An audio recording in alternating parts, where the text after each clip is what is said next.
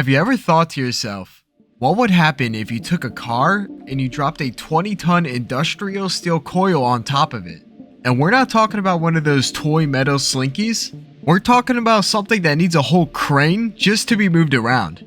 Alright guys, we're out here to figure that out right now. Alright, drop it in 3, 2, 1. Wait. Oh, wait. Guys, I don't have a 20-ton steel coil, nor do I have a crane. I can't afford that.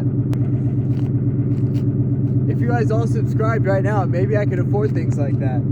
You know what I can do though? Is some burnouts.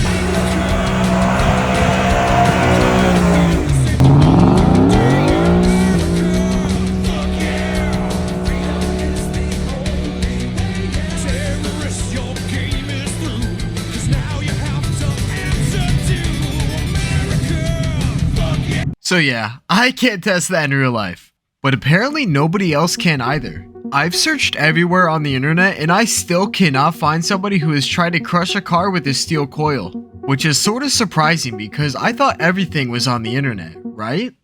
Well, I guess not. But there still is a way to find out, and that way is using a scary realistic simulation game called BeamNG. And before you guys are like, oh, that's a video game, how's that going to be like real life? Oh, you just wait until you see what this game is capable of. It is actually insane. Alright, now that we're loaded in, let's get started here. So, at the moment, there is no crane or coil, but unlike real life, we can actually spawn that in. Just gotta type a word in here, and then, would you look at that? Now, we have a crane. A rather huge crane. This might be a little overkill, guys, but it will get the job done. Okay, now we gotta pick a car that we want to crush. I'm feeling a Dodge Durango. Alright, looking nice for now. So now all we need is the coil itself. And here we are, perfect. So, yeah, there it is. It's beautiful. So I'm trying to see how much this thing actually weighs, and not even 50,000 kilograms of force will lift this thing up. That is pretty crazy. You know what else is crazy?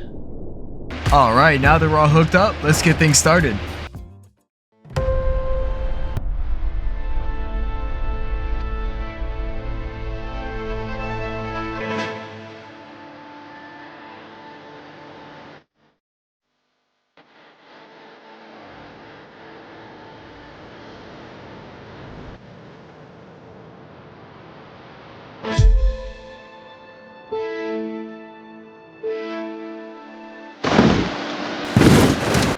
So yeah, the coil won, and it absolutely pancaked this Durango, which is actually pretty hilarious. But the engine bay actually made it out pretty good, but where the passengers sit, I don't know if I could say the same. So yeah guys, moral of the story is do never park under an industrial steel coil, or else bad things might happen.